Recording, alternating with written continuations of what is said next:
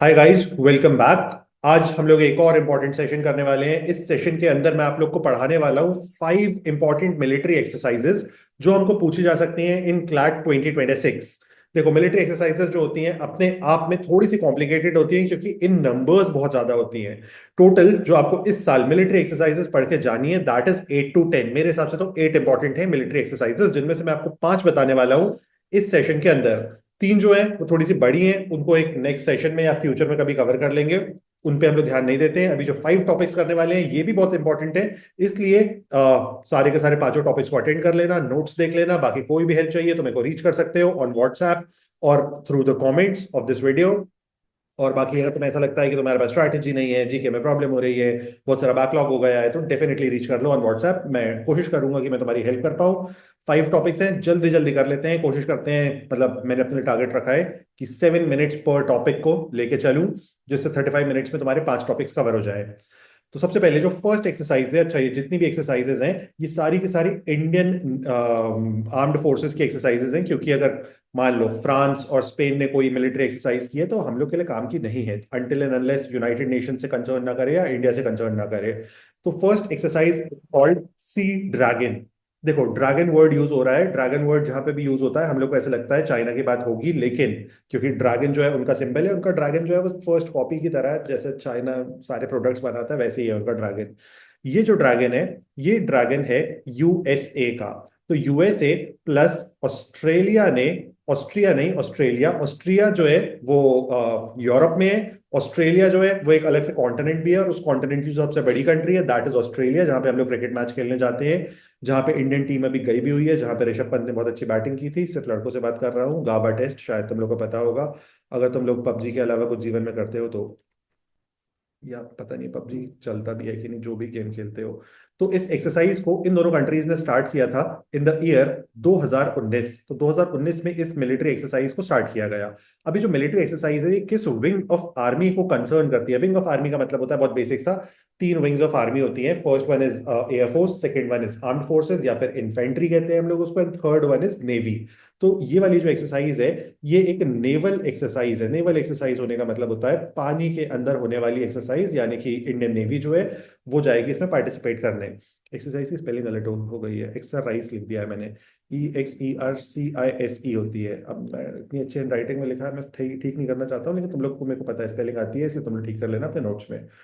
तो ये naval exercise हो गई, 2019 में स्टार्ट किया गया था। 2019 के बाद जो अगला डेवलपमेंट तुमको पता होना चाहिए दैट इज 2020। 2020 वाला डेवलपमेंट इतना ज्यादा इंपॉर्टेंट नहीं है from exam point of view, still मैं तुमको बता दे रहा हूँ। यहाँ पे यूएस प्लस ऑस्ट्रेलिया के बाद इस ग्रुप का एक्सपेंशन हुआ। एक्सपेंशन में 3 और कंट्रीज ने इस ग्रुप को ज्वाइन किया, इस नेवल एक्सरसाइज को ज्वाइन किया। First one was Japan, second one was south Korea. देखो, नॉर्थ कोरिया के साथ वैसे भी कोई मिलिट्री एक्सरसाइज नहीं करेगा, क्या पता किम जोंग का दिमाग फिर जाए। तुम उसके साथ एक्सरसाइज करने गए थे, तुम ही पे मिसाइल चला दे, वो तो पागल टाइप का है ना। जैसे इंडिया में रोड पे लोग होते हैं कि उनको बचा के गाड़ी चलानी पड़ती है, वैसे ही है किम जोंग कि वो तो मरना चाहता है। ठीक है, इसके बाद थर्ड कंट्री जो है जिसने इसको ज्वाइन किया दैट वाज न्यूजीलैंड। न्यूजीलैंड भी शायद तुम लोग जानते होंगे, वहां पे हम लोग बहुत सारे क्रिकेट मैच खेलने जाते हैं। केन विलियमसन शायद हम सबका फेवरेट है, ओनली फॉर बॉयज कंटेंट है मेरे पास। तो इस ईयर में इनका एक्सपेंशन हुआ। इस एक्सपेंशन के बाद हम लोग डायरेक्टली आ जाते हैं टू 2025 कि 2025 की जो एक्सरसाइज हुई है ये कब हुई है। तो क्योंकि मैं तुमको मंथ इसलिए बताना चाहता हूं जिससे तुमको आइडिया हो कि तुम्हारे एक बैकलॉग का टॉपिक कंप्लीट हो गया है। तो ये एक्सरसाइज को इस साल किया गया है मार्च में, तो मार्च 2025 में इस एक्सरसाइज को कंडक्ट किया गया है। इस एक्सरसाइज में इस साल सबसे पहले तो होस्ट कौन था? तो इस साल का जो होस्ट था that was seventh fleet, FLEET of US navy. तो यूएस नेवी की सेवेंथ फ्लीट जो है उसने इस साल की एक्सरसाइज को होस्ट किया है। दूसरी चीज, अब वेन्यू क्या था भाई? वेन्यू का मतलब होता है कहाँ पे एक्सरसाइज को कंडक्ट किया गया। तो इसका वेन्यू है गुआम कोस्ट। ये रहा Guam coast. Guam coast Pacific में लोकेटेड है। इस पर्टिकुलर प्लेस पे होस्ट किया है seventh fleet of US navy ने इस पूरी की पूरी एक्सरसाइज को। तो ये 2025 में मार्च में कंडक्ट की गई है। अब इसके अंदर थर्ड एक क्वेश्चन आता है कि कौन कौन आया था, यानी कि मैंने कौन कौन लिख दिया, तुम लोग ऐसे मत लिखना, पार्टिसिपेटिंग कंट्रीज बोला जाएगा इसको। मैं तो इधर टिकटॉक जैसे लिख दिया। तो उस वक्त पे याद नहीं आ रहा था ना, पार्टिसिपेंट बोलते हैं इन लोग को। तो इस बार किसने किसने पार्टिसिपेट किया है? अब ये वाली इस साल की एक्सरसाइज स्पेसिफिकली इंपॉर्टेंट इसलिए है क्योंकि इसको 5 कंट्रीज ने अटेंड किया है। अभी जो 5 कंट्रीज है ये हैं क्वाड प्लस साउथ कोरिया। आपको इस नाम से भी ये क्वेश्चन पूछा जा सकता है। तो क्वाड प्लस साउथ कोरिया ने इस बार की इस एक्सरसाइज में पार्टिसिपेट किया। क्वाड क्या होता है? क्वाड का मतलब होता है कोऑर्डिलेटरल। कोऑर्डिलेटरल, LATERAL। मेरे को स्पेलिंग आती है, मैं बोलते बोलते लिखता हूँ तो बस गलत हो जाती है, तो मैं ऐसा मत सोचना मेरे को स्पेलिंग नहीं आती है, मैं बहुत स्मार्ट हूँ तुम लोग से तो ज्यादा ही। तो क्वाड में वर्ल्ड की 4 कंट्रीज आती हैं। ये चारों कंट्रीज तुमको याद रखनी है।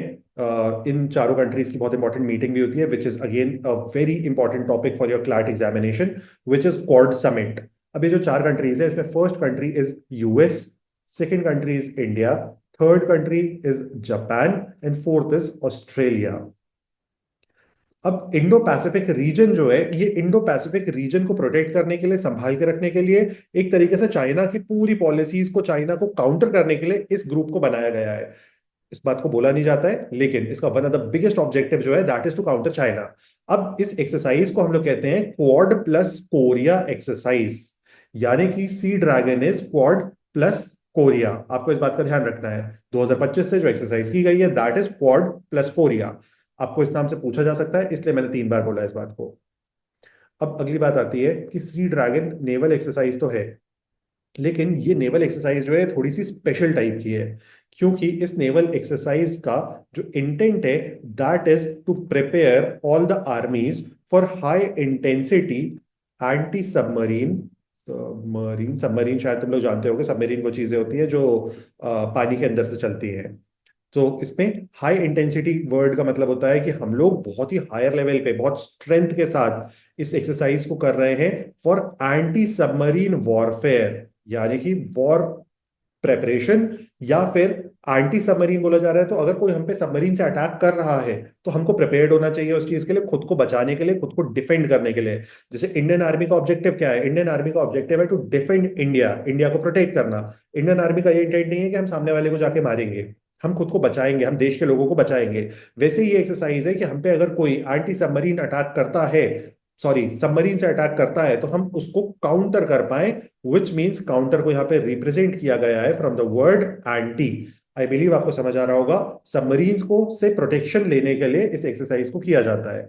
अब एक और बात तुमको याद रखनी है यहाँ पे, वर्ल्ड में कोई भी मिलिट्री एक्सरसाइज हो, कोई भी, इस बात को ध्यान रखना है, बहुत इंपॉर्टेंट पॉइंट है, कोई भी मिलिट्री एक्सरसाइज हो उसका एक सिंगल ऑब्जेक्टिव होता है एंड दैट इज इंटर रो। मैं अच्छे से लिख देता हूँ, मैंने स्मॉल लेटर्स में लिख दिया, मैं कैपिटल्स में लिखूंगा तो शायद तुम लोग को अच्छे से दिखेगा। मैं पेन का कलर भी अच्छा कर देता हूँ, तो सा डार्क सा।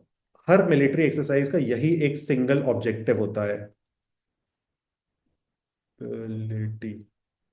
ये होता है। Word is interoperability. Interoperability 3 words को मिक्स करके बनाया गया है। First is inter, second is rope and third is ability. अब इन तीनों वर्ड्स के अगर मीनिंग को ब्रेक डाउन करोगे तो निकल के आता है, इंटर का मतलब होता है अदर, जैसे इंटर स्कूल कंपटीशन, यानी कि दूसरे स्कूल के साथ कंपटीशन होने वाला है, तो इंटर का मतलब हो गया अदर। इंट्रा का मतलब होता है सेल्फ, यानी कि हमारे स्कूल के अंदर ही कंपटीशन होने वाला है, which is intra school debate, यानी कि हमारे स्कूल के बच्चे डिबेट करने वाले हैं। Inter school debate, inter school का मतलब दूसरा स्कूल का बच्चा भी आएगा मुंह जलाने। रोप का मतलब होता है जोड़ना, यानी कि कनेक्शन बिल्ड करना, रोप जोड़ती है 2 एंड्स को।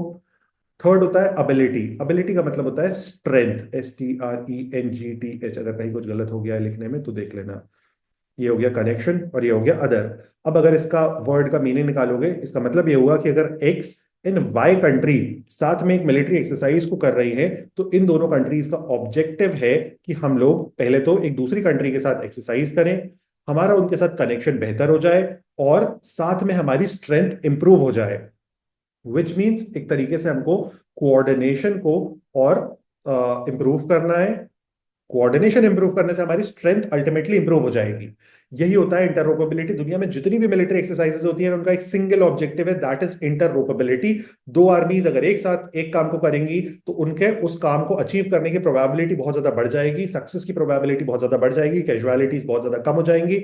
अब हो सकता है कि तुमको जरूरत पड़ जाए किसी डिजास्टर को मैनेज करने की, कि अगर कहीं पे बाढ़ आ गई है तो उसमें रेस्क्यू ऑपरेशन रन करना पड़ रहा है आर्मी को, दो कंट्रीज की आर्मी उसको सक्सेसफुली कर सकती है और उनके बीच में अच्छा से कोऑर्डिनेशन रहेगा। तो ये एक बेसिक सा ऑब्जेक्टिव होता है किसी भी मिलिट्री एक्सरसाइज को करने का। यहाँ पे ये जो पांचों कंट्रीज ने किया है, इसका ऑब्जेक्टिव भी इंटरऑपरेबिलिटी है।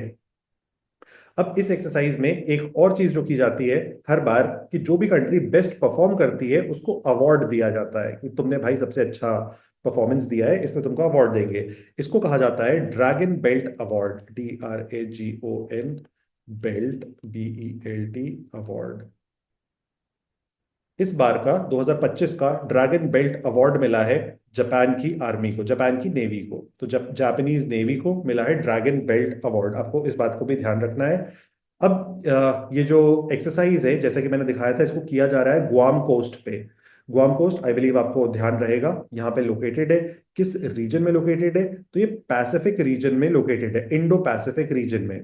अब अगर हम लोग इसकी ब्रॉडर डेफिनेशन निकालें कि सी ड्रैगन को हम लोग क्यों कर रहे हैं, तो हम लोग protection and security of Indo Pacific के लिए इस एक्सरसाइज को कर रहे हैं। यानी कि कोई भी सबमरीन से अटैक हो जाए, प्रॉब्लम हो जाए, कोई टेररिस्ट अटैक कर दे या किसी टेररिस्ट के पास सबमरीन आ गई या वो कोई प्रॉब्लम्स को कॉज करने वाला है, तो हम उसको काउंटर कर पाए। उस ऑब्जेक्टिव से इंडो पैसिफिक को, इंडो पैसिफिक रीजन को प्रोटेक्ट करने के लिए हम लोग इस एक्सरसाइज को कर रहे हैं। And that is the objective of Quad as well. Quad के ही रीजन में साउथ कोरिया भी लाया करता है, साउथ कोरिया एक और विक्टिम है ऑफ चाइना। अब साउथ कोरिया भी इंटरेस्टेड होगा इस एक्सरसाइज को करने में, बहुत ही ऑब्वियसली चीज है, आई बिलीव आपको चमक गई होगी ये बात। तो ये था हम लोग का first topic and this was sea dragon. आपको शायद दिख रहा होगा, मैंने काफी इजी बनाने की तो कोशिश की थी, अब तुमको देखो कैसा लगता है। अब हम लोग आ जाते हैं सेकंड टॉपिक पे। सेकंड टॉपिक जो है वो काफी ज्यादा इंपॉर्टेंट सा है and this is Konkan 2025। Konkan 2025 में आपको एक दूसरे वीडियो में भी पढ़ा चुका हूँ, अक्टूबर वाले, आप लोग उसको भी देख सकते हो। लेकिन मतलब उसको मैं चाहूंगा आप लोग डेफिनेटली देख ही लो, आपका काम आसान हो जाएगा। सबसे पहली चीज, कोंकण 2025 को कौन सी दो कंट्रीज करती हैं? अच्छा, एकदम बेसिक बात अगर दिमाग लगानी है तो कोंकण 2025 का ऑब्जेक्टिव क्या होगा? तो इसका भी ऑब्जेक्टिव वही निकल के आएगा, इंटरऑपरेबिलिटी, कि हमको एक दूसरे की कंट्री जो है, एक दूसरे की जो आर्मी है उसके साथ कोऑर्डिनेशन को इम्प्रूव करना है। अब इसमें फर्स्ट जो पॉइंट निकल के आता है कोंकण में कि कौन सी दो आर्मीज ने किया है, तो फर्स्ट तो हो गई इंडियन नेवी। तो इंडियन नेवी अगर एक्सरसाइज को कर रही है विच मींस ये भी एक नेवल एक्सरसाइज है, यानी कि पानी में होने वाली एक्सरसाइज है। और सेकंड इसको किया है रॉयल नेवी ने। रॉयल नेवी का मतलब होता है नेवी ऑफ यूके और ब्रिटेन। अब अगली बात आती है इस एक्सरसाइज के साथ जो बहुत ज्यादा स्पेशल चीज है, कि इस एक्सरसाइज को इस बार कंडक्ट किया गया है इंडिया के वेस्टर्न कोस्ट पे। इंडिया का जो वेस्टर्न कोस्ट है ये दो पार्ट्स में होता है। फर्स्ट होता है कोंकण, जो ऊपर का रीजन है, महाराष्ट्र, गोवा, कर्नाटका। उसके बाद नीचे का जो पोर्शन होता है इंडिया के वेस्टर्न कोस्ट का, दैट इज कॉल्ड मालाबार। तो मालाबार एरिया में इस एक्सरसाइज को नहीं किया गया है, इसको कंडक्ट किया गया है in the Konkan coast. Konkan जो है वेस्टर्न इंडिया में है, कोंकण वाला एरिया जो है वो अरेबियन सी वाला एरिया है, अरेबियन सी। यानी कि यहाँ से दुबई बहुत ज्यादा पास है। यहाँ से दुबई अगर आप जाना चाहते हो तो आपको हार्डली 2.5-3 घंटे लगते हैं। बहुत सारे आजकल सी वाले शिप्स भी ओपन हो गए हैं, अगर तुम लोग कभी जाना चाहो तो बहुत ही अमेजिंग सी जर्नी होती है वो। अब इसमें जो इंडिया के शिप्स ने पार्टिसिपेट किया है या दोनों कंट्रीज से जो शिप्स ने पार्टिसिपेट किया है उसको कहा जाता है carrier strike group. Carrier strike group का मतलब होता है देश के जो सबसे स्ट्रॉन्गेस्ट शिप्स हैं वो पार्टिसिपेट करने वाले हैं इस एक्सरसाइज के अंदर, और हम लोग एक तरीके से अपने कंट्री की स्ट्रेंथ को रिप्रेजेंट करना चाहते हैं थ्रू दिस एक्सरसाइज। यानी कि दोनों देश अपनी स्ट्रेंथ को दिखाना चाहते हैं टू द वर्ल्ड। मैं अच्छा इसको जल्दी जल्दी इसलिए करा दे रहा हूँ क्योंकि इस टॉपिक को हम लोग एक बार कर चुके हैं अक्टूबर इंपॉर्टेंट टॉपिक्स में। आप उसको जाकर देख लोगे तो आपको पूरा का पूरा टॉपिक बहुत ज्यादा अच्छे से इन डेप्थ पता चल जाएगा, जिस तरह से मैंने फर्स्ट टॉपिक बताया। लेकिन मैं की पॉइंट्स यहाँ पे जल्दी जल्दी बता दे रहा हूँ। तो इंडिया की तरफ से जिस शिप ने, मेजर शिप ने पार्टिसिपेट किया है, that is called INS Vikrant. Britain के साइड से जिसने किया है उसको कहा जाता है HMS Prince of Wales. Prince of Wales, ठीक है। HMS का फुल फॉर्म होता है हर मेजेस्टीज शिप, यानी कि एलिजाबेथ की शिप को रेफर किया गया है, हर मेजेस्टीज शिप। हिज होता तो अभी जो प्रेजेंट वहां के लीडर हैं, वहां के मोनार्क हैं, प्रिंस चार्ल्स, उनको रेफर किया जाता। लेकिन यहाँ पे अगर बोला जा रहा है HMS तो हर मेजेस्टीज शिप यानी कि क्वीन एलिजाबेथ की बात की जा रही है जो उनकी मदर थी। वैसे अगर तुम लोग देखोगे तो जो प्रिंस चार्ल्स हैं वहां के current monarch, current prince, current राजा, वो बहुत ज्यादा राहुल गांधी से सिमिलैरिटी रखते हैं। मतलब देखो, मैं तो भाई मोदी जी के खिलाफ बहुत ज्यादा बोल चुका हूँ, मेरे को काफी हेट आ जाती है मोदी जी के खिलाफ बोलने में। Rahul Gandhi is still safe. तो ये तो हो गया कैरियर स्ट्राइक ग्रुप। अगली बात होती है कि इस एक्सरसाइज को स्टार्ट कब किया गया है। तो इस एक्सरसाइज को स्टार्ट किया गया है इन द ईयर 2004। अब 2004 में जब हम लोग ने इसको स्टार्ट किया था तो हम लोग ने इस तरह से प्लान किया था कि एक साल इसको इंडिया कंडक्ट करेगा, फिर ऑल्टरनेटिव ईयर पे इसको कंडक्ट किया जाएगा इन ब्रिटेन। तो इस तरह से दोनों देश एक एक साल इसको कंडक्ट करते हैं, और इसका हर साल नाम अलग होता है। इस बार इसको कोंकण में किया गया है, इसलिए इसका कोंकण 2025 नाम है। अगले साल हो सकता है इसका कुछ और नाम रहेगा। अगले साल कहाँ पे कंडक्ट किया जाएगा? 2026 में। तो 2026 में इसको कंडक्ट करेंगे हम लोग ब्रिटेन के अंदर। इस 2025 में इंडिया के अंदर कोंकण में इसको कंडक्ट किया गया है। अब इसमें नेक्स्ट चीज आती है कि इसका ऑब्जेक्टिव क्या है। तो इसका ऑब्जेक्टिव है इंटरऑपरेबिलिटी। वो तो आई बिलीव आप लोग समझ ही गए होंगे, सारी मिलिट्री एक्सरसाइजेस इंटरऑपरेबिलिटी पे ही बेस्ड होती हैं।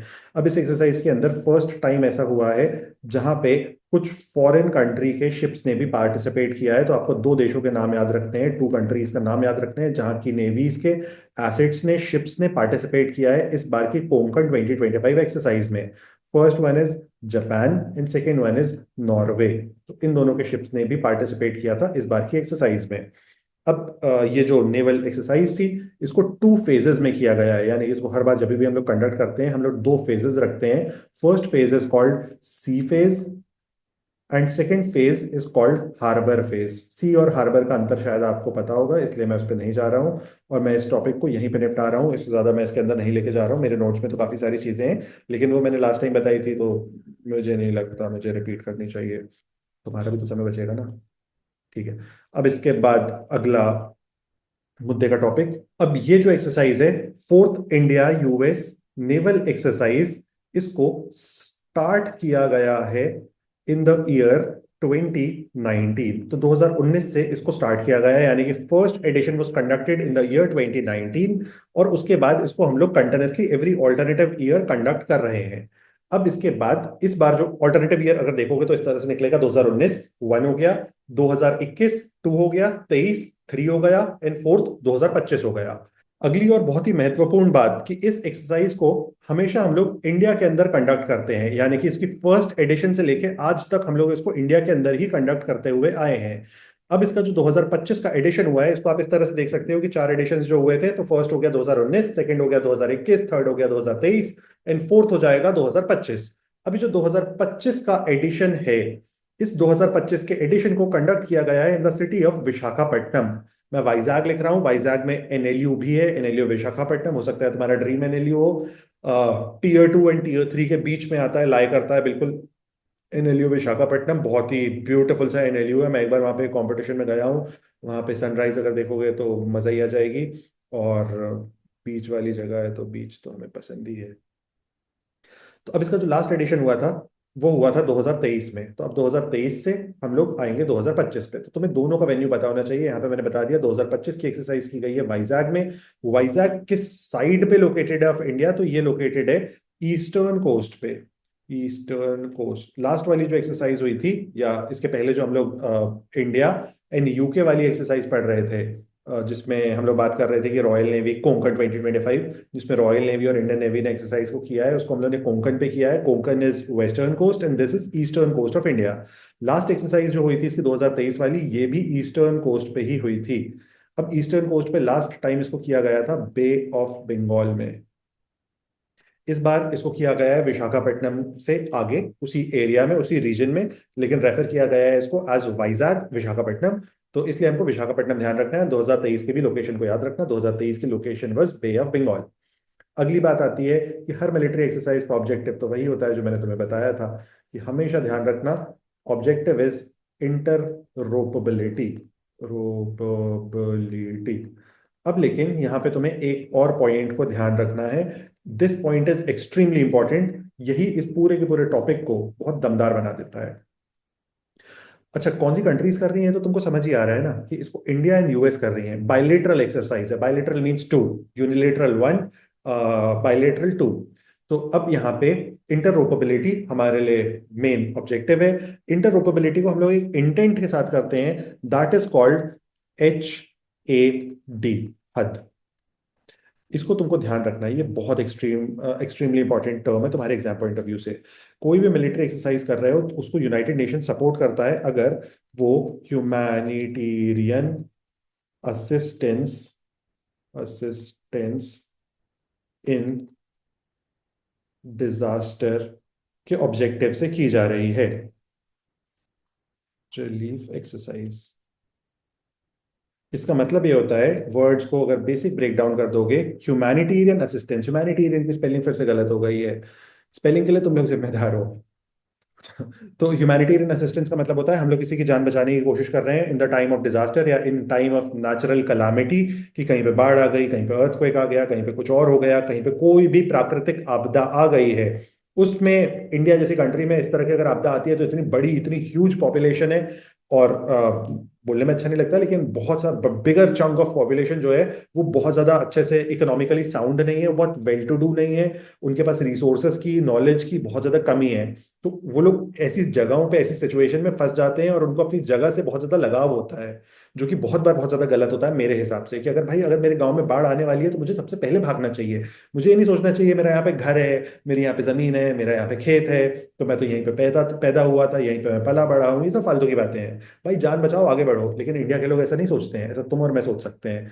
तुम लोग को अभी विश्वास नहीं हो रहा होगा मेरी बात पे, लेकिन जब तुम लोग लॉ स्कूल में जाओगे तुम लोग देखोगे कि इस तरह के लोग होते हैं, तो तुम बोलोगे कि ये कैसा इंसान है जो इस बात को समझ ही नहीं रहा है कि जान ज्यादा इंपॉर्टेंट है। तो humanitarian assistance in disaster relief, तो किसी भी एक्सरसाइज को अगर हम लोग इस इंटेंट से कर रहे हैं तो this intent comes under UN charter. United Nations चाहता है जब दो कंट्रीज किसी भी मिलिट्री एक्सरसाइज को कर रही हैं तो वो लोग इसी इंटेंट से करें कि अगर कहीं पे डिजास्टर आ जा रहा है तो हम उस डिजास्टर से कैसे रिलीफ ले सकते हैं, कैसे आर्मी रेस्क्यू ऑपरेशन रन कर सकती है इन कोऑर्डिनेटेड मैनर, और better word is through interoperability, कि अगर उनमें कोऑर्डिनेशन पहले से अच्छा होगा तो डिजास्टर रिलीफ जो है वो faster and better and effective हो पाएगा।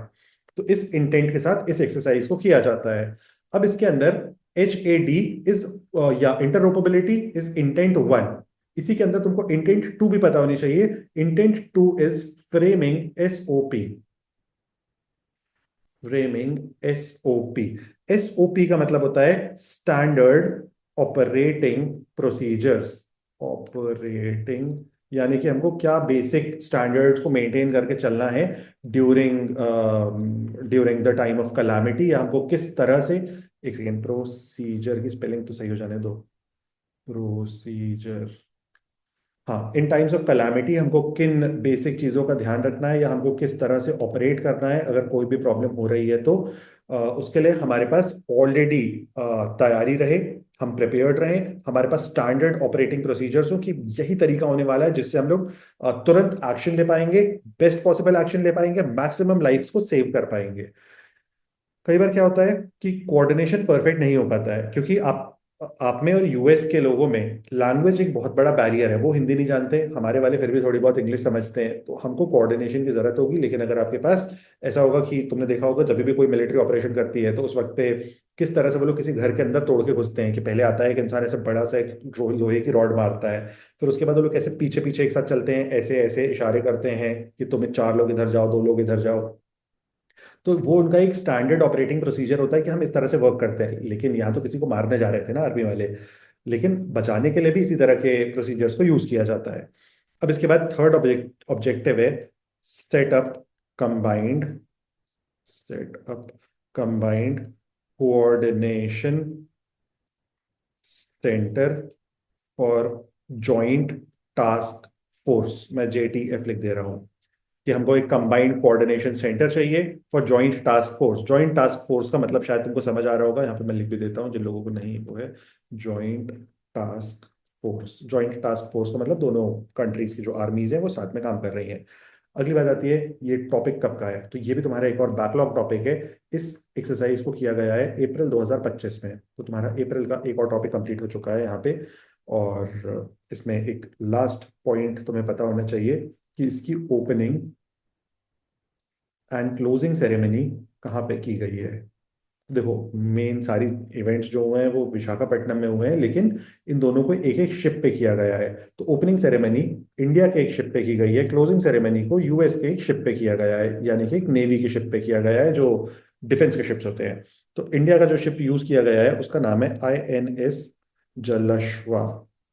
पता नहीं इसको कुछ और बोलते हैं, तो मैं लिखा मैंने करेक्ट है, मैं स्पेलिंग देख के लिखी है। INS जलश्वा इंडिया का शिप है।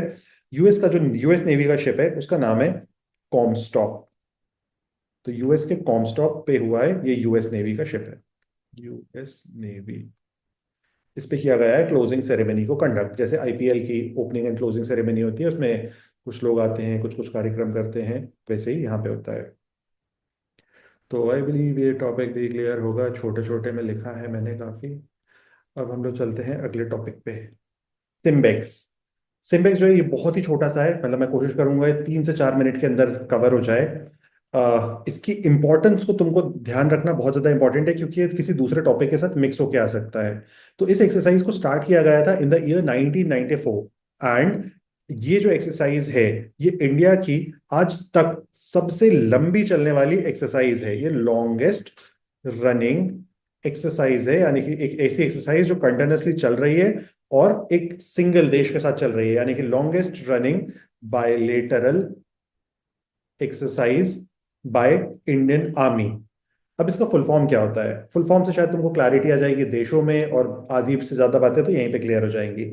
S stands for Singapore, I stands for India, M stands for maritime, क्योंकि सिंगापुर जो है एक आइलैंड कंट्री है। आइलैंड कंट्री को हमेशा पानी से ही बचने की सबसे ज्यादा जरूरत होती है, क्योंकि वहीं से पायरेसी, स्मगलिंग, टेररिज्म, सारी बैड एक्टिविटीज हो सकती हैं उस देश के साथ, इसलिए वो अपने आप को प्रिपेयर्ड रखना चाहते हैं, अपने आप को प्रोटेक्ट करना चाहते हैं। तो Singapore India maritime bilateral, bilateral का मतलब टू, एक्सरसाइज, ठीक है, EX स्टैंड्स फॉर एक्सरसाइज। तो ये इसका फुल फॉर्म है, Singapore India maritime bilateral exercise. ये इंडिया की आज तक हिस्ट्री में चलने वाली सबसे लॉन्गेस्ट एक्सरसाइज है, स्टार्टेड इन 1994। इस साल अभी 2025 में इसके 32nd एडिशन को कंडक्ट किया गया है। तो ये हो गया इसका 32nd एडिशन। इसकी इंपॉर्टेंस जो है ये पूरी की पूरी इसी बात पे बेस्ड है कि ये इंडिया की लॉन्गेस्ट चलने वाली एक्सरसाइज है। अब इस 32nd एडिशन को कंडक्ट कहाँ पे किया गया है? तो उसको कंडक्ट किया गया है इस साल सिंगापुर में। सिंगापुर में कंडक्ट हुई है, इसलिए इसकी इंपॉर्टेंस अपने आप में इस बार थोड़ी सी कम है। अब इस एक्सरसाइज को भी, क्योंकि नेवल एक्सरसाइजेस है, तो इसको 2 फेजेस में किया गया है। 2 फेजेस का मतलब होता है 2 पार्ट्स में हम पूरी की पूरी एक्सरसाइज को करेंगे। Phase 1 is called harbour phase, and phase 2 is called sea phase. इसके अंदर डेप्थ में जाके हार्बर फेज में क्या हुआ, सी फेज में क्या हुआ, आपको कभी नहीं पूछा जा सकता है, इसलिए आपको ध्यान रखने की जरूरत नहीं है। अगली बात, जब इसको 1994 में स्टार्ट किया गया था, उस वक्त पे इस एक्सरसाइज का नाम था EXER size Lion King. Exercise Lion King नाम से इसको स्टार्ट किया गया था in the year 1994।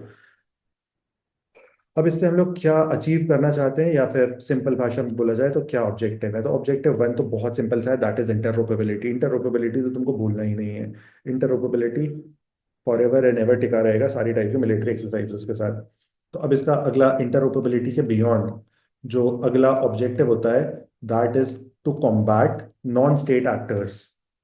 Non state actors, non state actors का मतलब होता है कुछ ऐसे लोगों को काउंटर करना है जो देश नहीं है, जो कंट्रीज नहीं है। जैसे फॉर एग्जांपल कोई पायरेट्स का ग्रुप है जो किसी शिप को कैप्चर कर लेता है, या फिर कोई स्मगलिंग कर रहा है हमारे देश के अंदर, या कोई पर्सन टेररिज्म फैलाने के लिए आना चाहता है। तो इस तरह की जितनी भी चीजें होती हैं उनसे हमको प्रोटेक्शन की जरूरत है। उनसे किस तरह से प्रोटेक्शन लिया जाए in the Indo Pacific region, जो इनका रीजन है।